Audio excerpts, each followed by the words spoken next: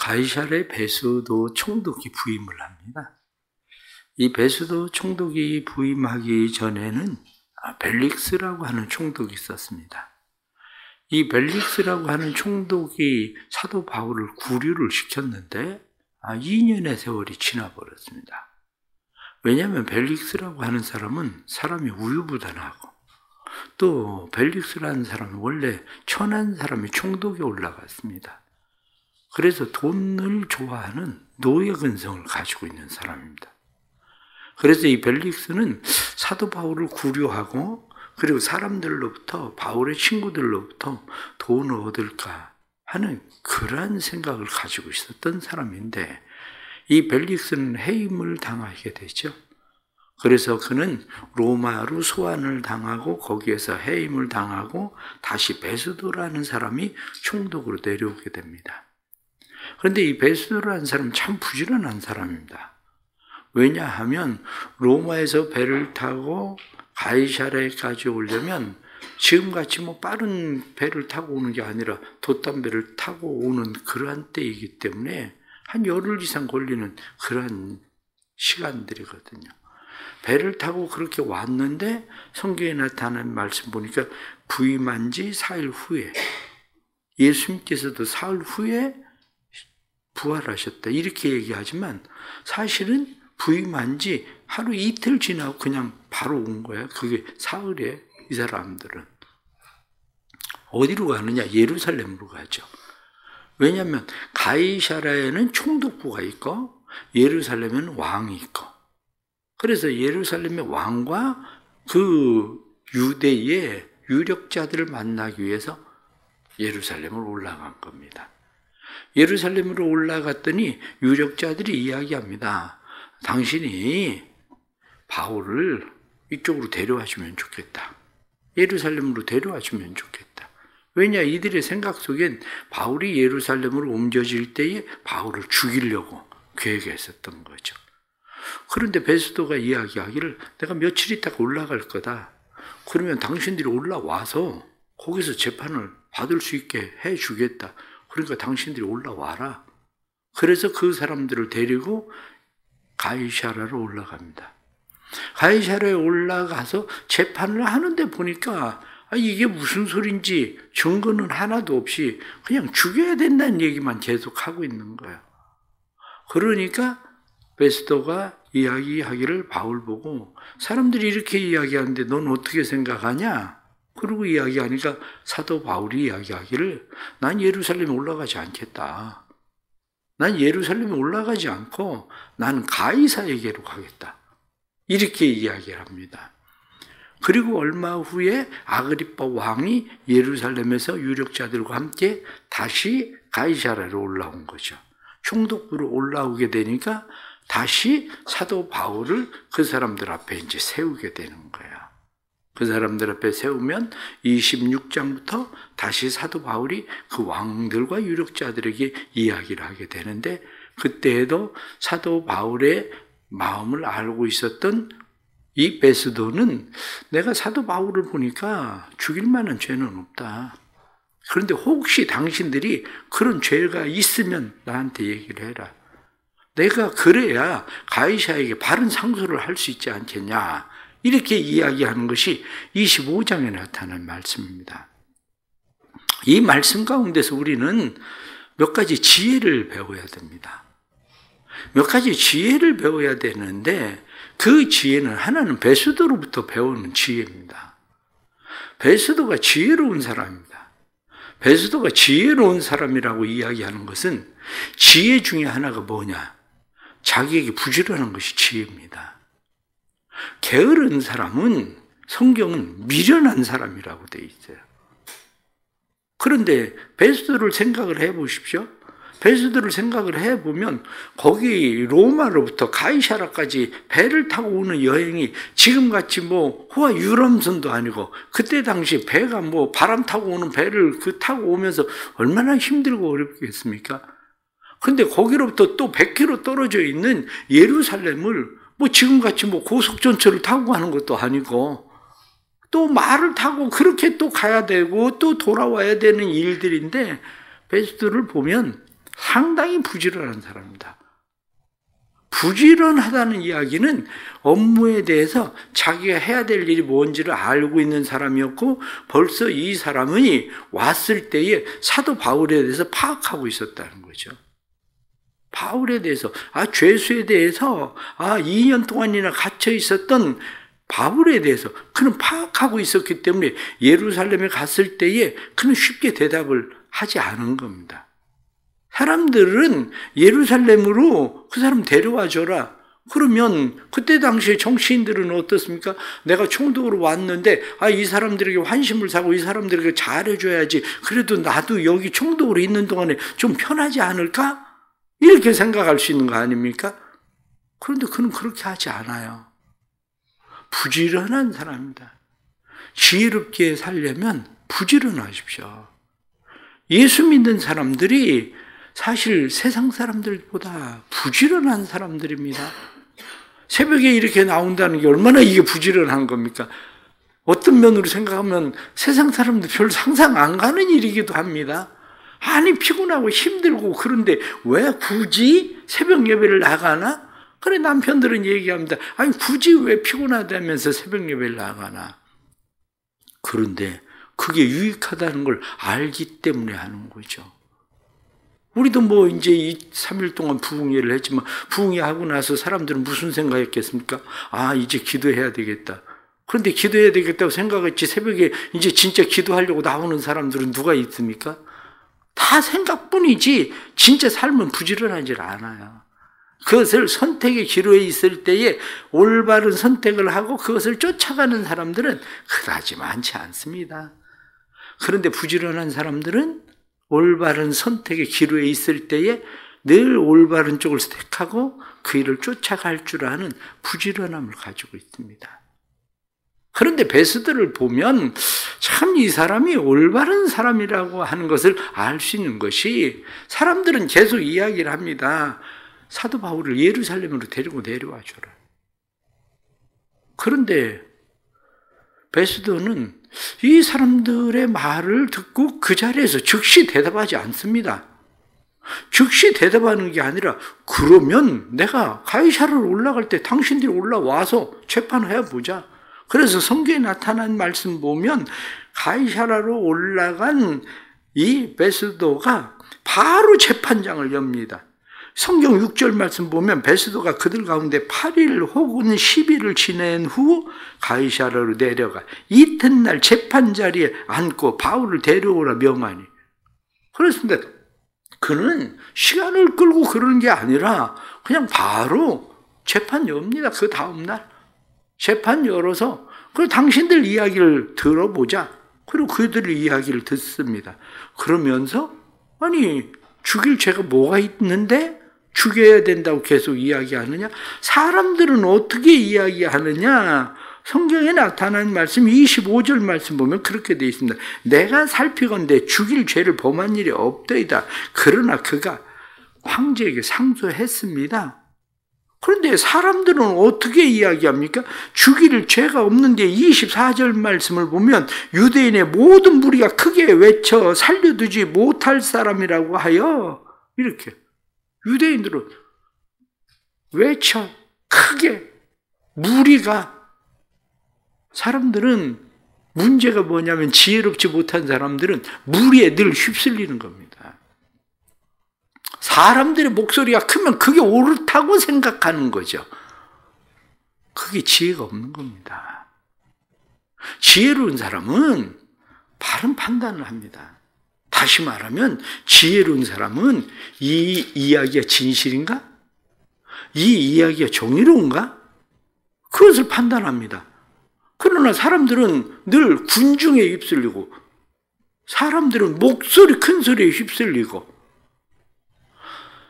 많은 사람들이 바울을 죽여야 된다 이야기하지만 그 사람들이 내놓고 있는 증거는 뭐가 있습니까?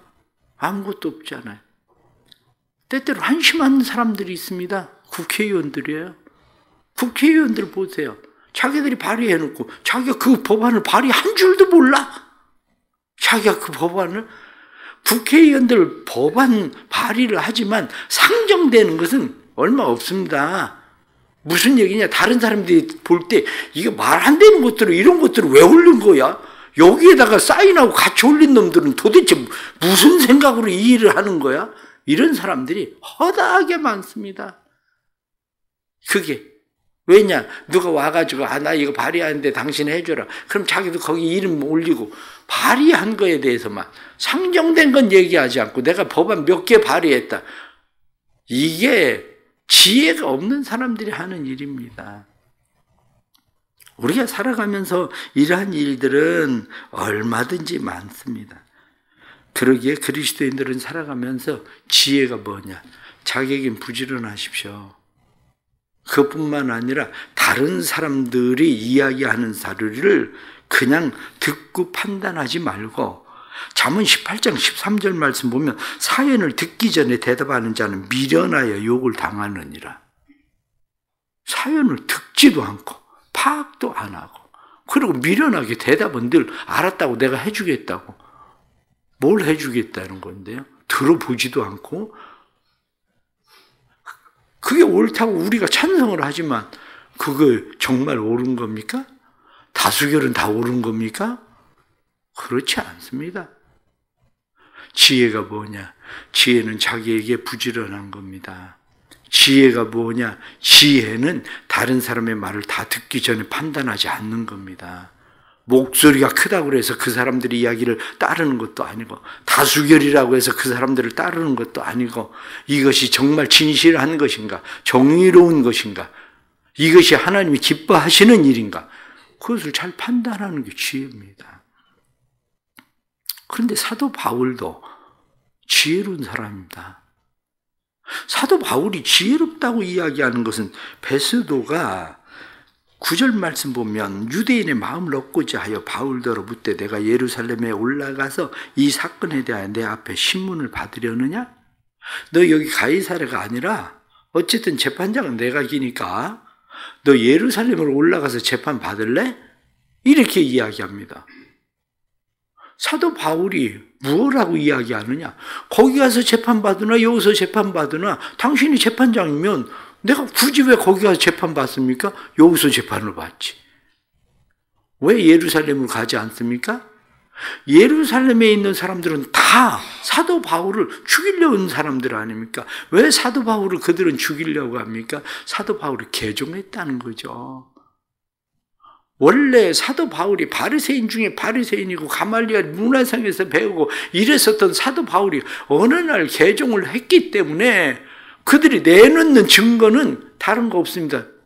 저 자식 미운 놈, 저 자식 배신자, 저 자식 죽일 놈, 이거예요. 증거가 뭐가 있어요? 잘못한 게 뭐가 있습니까? 미움, 그게 증거지. 그러니까 사도 바울은 예루살렘에 가면 어떤 분위기가 일어날지를 알고 있었어요. 그러니까 사도 바울, 내가 왜 예루살렘으로 갑니까? 내가 예루살렘으로 갈 이유가 없습니다. 난 여기서 재판받겠습니다. 그런데 난 여기서도 아니고 난 로마 시민이니까 나는 로마에 가서 재판받겠습니다. 나는 가이사에게 가서 재판을 받겠습니다. 이렇게 이야기를 하는 거예요. 그것을 더 쉽게 얘기하면 사도 바울은 자기 권리를 주장하는 거죠. 그리스도인들의 어리석음 중에 하나가 뭔지 아십니까? 착함과 권리를 구분할 줄 모른다는 거죠. 착한 것이 진짜 무엇이 착한 건지를 모르는 거예요. 사람들은 착한 것이 다른 사람이 어떻게 하든지 그냥 받아들여 주는 것을 착하다고 생각하는데 그건 미련한 겁니다. 착한 게 아니라 예를 들어 생각을 해보십시오. 여러분들 집 앞에 누가 계속 쓰레기를 우리 집 앞에다 버려. 내가 늘 치워줍니다. 착한 겁니까? 미련한 겁니까? 사람들이 볼 때, 저 사람 참 착해. 그 집 앞에다 쓰레기 다 버려도, 다 치워줘. 처음에는 옆집에서 하나 버리더니, 그 다음부터는 그 앞에 있는 빌라에서 사람들이 다 갖다 쓰레기를 거기다 버리네. 그게 착한 거 아닙니다. 우리 교회 앞에도 빌라가 있잖아요. 어느 날 빌라에 있는 쓰레기를 우리 교회 쓰레기 버리는 데다 버리기 시작을 해요. 아무도 얘기하지 않으면 얼마 지나니까 거기 쌓이기 시작하는데 그 사람들이 자기 집 앞에 안 버리고 다 우리 교회 쓰레기 버리는 데다 다 버려? 내버려 둬야 되는 겁니까? 아니죠. 쓰레기는 당신 집 앞에 버려라. 그리고 써놔야 되는 거예요. 그게. 왜? 그건 내 권리니까. 저희 교회 정원은 어떻습니까? 정원이 예쁘지 않아요. 정원이 예쁘니까 사람들이 산책을 하러 와요. 그래서 개를 끌고 와요. 개 똥을 싸고 가. 안 치워. 일주일에 막 어떤 때는 정말 3개, 4개씩 그냥 개똥을 내가 치워야 되는 일들이 생겨요. 개똥 가져가라. 써놔도 안 돼. CCTV 찍고 있다. 개 얼굴 공개할 수도 있다. 사실은 제가 써놨다가 그 뒤에다 다시 프린트해가지고 붙인 거예요. 그게. 왜? 그러니까 개 안 가져오잖아요. 거기다 똥 안 싸잖아요, 요즘은. 미련한 건지 착한 건지 그것을 구분을 못해요, 오늘날 그리스도인들이. 내가 그렇게 하는 일이 착하고 선한 일인 것처럼 생각하지만 그건 미련한 겁니다. 그리스도인이라고 해서 자기 권리를 포기하라는 얘기가 아닙니다. 사도 바울이 자기 권리를 포기하고 그냥 착한 사람은 아이고 베스도 총독님이 원하는 대로 하세요. 저는 그냥 예루살렘도 좋고 가이사라도 좋고 저는 그냥 원하는 대로 하자는 대로 저는 그냥 할게요. 이거 착한 거 아닙니다. 미련한 거지.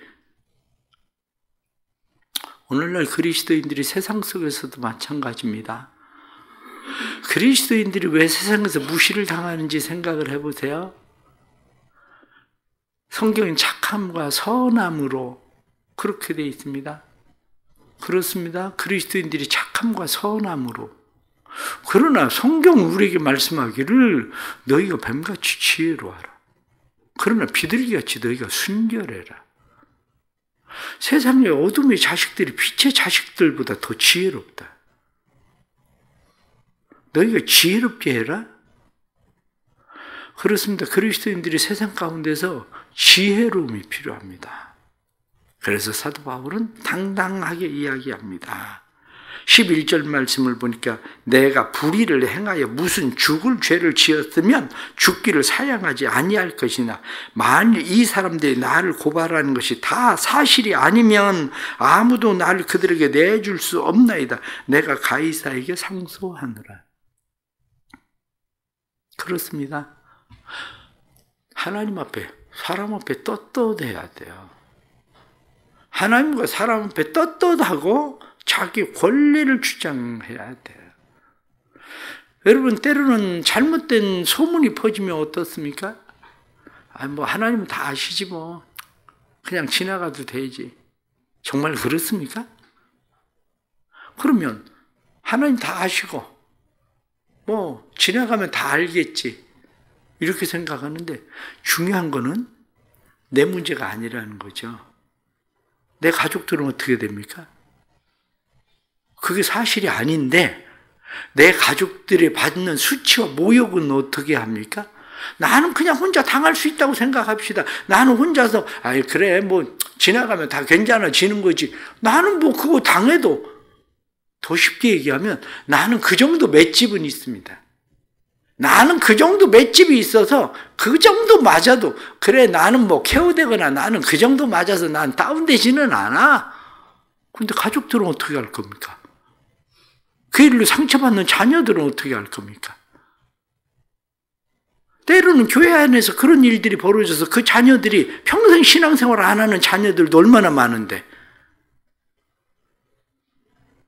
그게 다 옳은 거 아닙니다. 아닌 건 아니라고 얘기하고 변명할 줄도 알아야 되는 거지. 하나님이 다 아시니까 괜찮다? 하나님 다 알아도 사람이 모르는데? 중요한 것은 무엇이 지혜인지를 잘 배우십시오.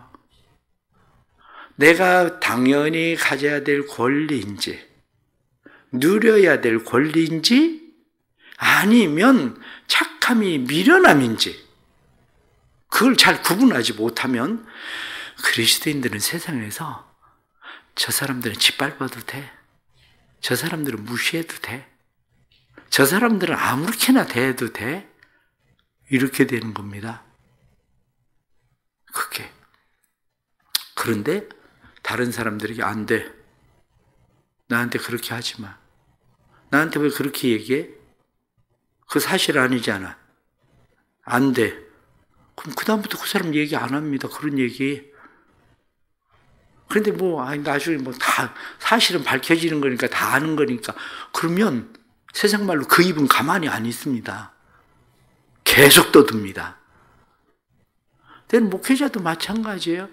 목회자도 교인들이 잘못 말하면 내버려 두는 게 당연한 거 아닙니다. 불러서 얘기해야 돼요. 그렇게 하지 마라. 왜? 교회를 위해서. 그러기에 그리스도인들이 세상 속에서도 마찬가지입니다.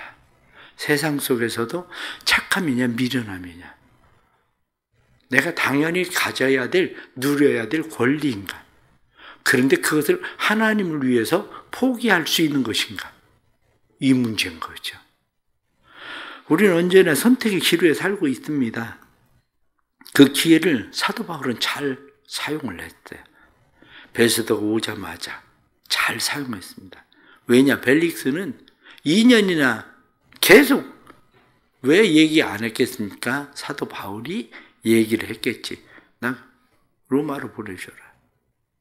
그런데 벨릭스는 안 보냅니다.